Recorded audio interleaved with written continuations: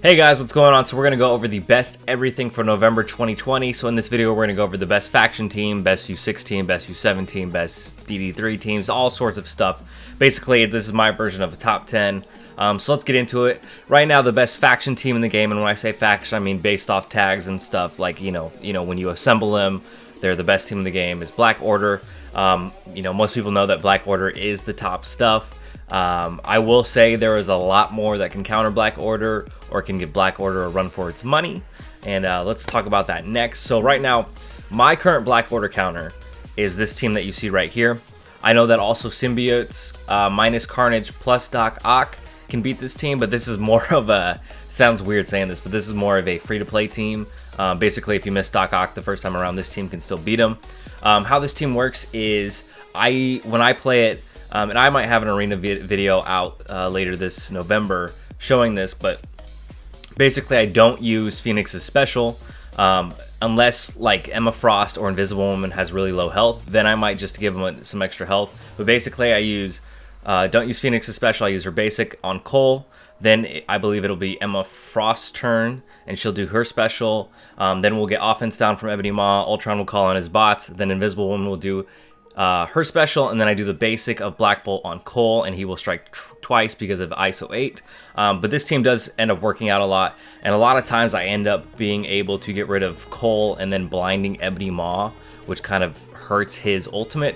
But I like this team a lot. I'll have a video coming out later on. Most people do know that if you saw OMG's video of Symbiotes with Doc Ock, they did a nice heavy punch up on them. But this is probably the best free-to-play team for that Black Order counter in Arena, at least. I think Sinister Six in War can counter Black Order a lot easier. But yeah, this is the team that I like to do, and I'll recommend, but alongside with that Symbiote team with Doc Ock. Your best Arena team right here. This is just Black Order. Most people know that they're still running this. Again, counters, all that other stuff, but I just want to put this in there. Best Arena team 2. This is basically, this should help you, whatever team you come across that isn't Black Order, this team can hopefully counter, or, you should do well with this team. Again, if I do a Arena video later this month about this team, you will see that. It depends if I do or not. If people want to see it, I'll go ahead and do it. But again, I just think this is your best conglomerate if you're facing a team that has a similar, type team against. Our best U7 team is Symbiotes. I just think this team is really fun. They do take a while to ramp up, and you have to work hard to get them to ramp up. But once they ramp up, they're really good. Obviously, you can throw in whoever. You can drop Venom or Scream. I know, for example, not to mention him again, but OMG said he drops Venom and Scream and uses Black Bolt and Yo-Yo for Yo-Yo's offense down and Black Bolt's passive, where whenever an enemy drops below 25% health. I like this team a lot. This team works. Sometimes I throw in Minerva in there for Venom, but for the most part, I just run this team in U7, and I think a lot of people are having a good time in U7, especially U7.5 with this team. Our best war defense, I still think it is Marauders with Emma Frost. She-Hulk and the Fantastic Four came out, but I know that the Fantastic Four can actually counter the Fantastic Four on defense. So I already talked about best war defense last month with them. Most people know how good this team is, but they're not quite as good as they used to be when they first came out. I think you'll probably see them being the best war defense at the beginning of December 2020, just because it seems like with the introduction of Pimtech, those are more Dark Dimension characters than they are for war defense. Our DD3 starting team, so this has changed up, and with the introduction of the Pimtech team, I think this will change too, just because what Yellow Jacket has is similar to what 3 of these characters have, and what the 3 of these characters have, which is great. Phoenix, Ebony Maw, and Minerva have health steal based off percentages. So when an enemy comes in, Phoenix, if you have her T4 into her Dark Phoenix special, which is just her regular special, she will steal 20% health. So a new character comes in and that goes off, that character's at 80% health. Of course, they can heal and all that other stuff, but for the most part, that's really great in Dark Dimensions 3, where you have characters with massive amounts of health. Now, Venom and the reason why I have Symbiote Spider-Man and Anti-Venom, I like that Anti-Venom can revive Symbiote Spider-Man, and also Anti-Venom shares buffs to this team. Anti-Venom's a great character. Hopefully you guys got him unlocked with his event. It just ended, I guess, later today. But yeah, basically what I used to have is Carnage in there. I think Carnage is a good tool. I think, you know, with Symbiote Spider-Man, you can sub out Anti-Venom and put in a Colossus or a Thanos or a Mr. Sinister or someone that complements one of these 4 characters on the rights, but I think Anti-Venom is probably your best bet. And also, this is a pretty diverse group. You have Tech, Mystic, Mutant, and then Bio and Bio. No skill characters, but that is what it is. Our best DD3 global team, I will say based off global, there isn't really one standout team, but I think this is probably a good, if you know, we're trying to build a team for global to get through nodes pretty consistently, I feel like this is your best bet. I like Scientist Supreme because she has a revive.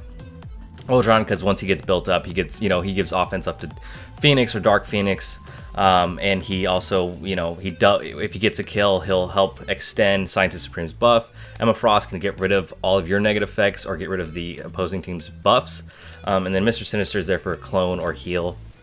Again, I'm not really, this isn't going to get you through it in one day, but I think this team is a really good starting point. And then, you know, as you go on, you will have characters that you can plug in there.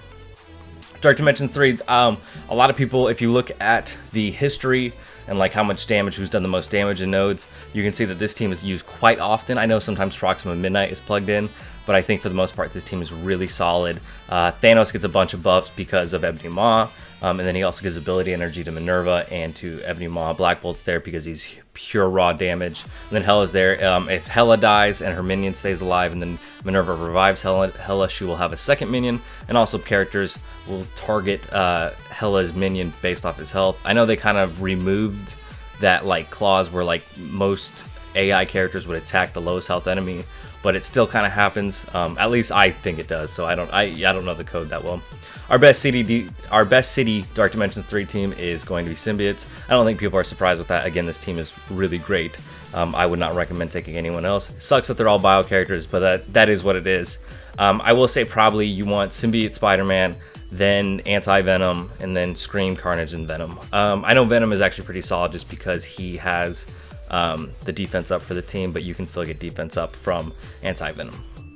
Our best Dark Dimensions 2 team, I think Dark Dimensions 2 is kind of becoming, you know, really talking about teams that you can build for that is kind of becoming, you know, not necessary, but I still want to do this. This team can beat it, especially with the introduction of ISO 8. I also know that AIM can beat it, and this team can beat it in a day. Especially if you have Phoenix on the last node, you can unlock Ultron in one day.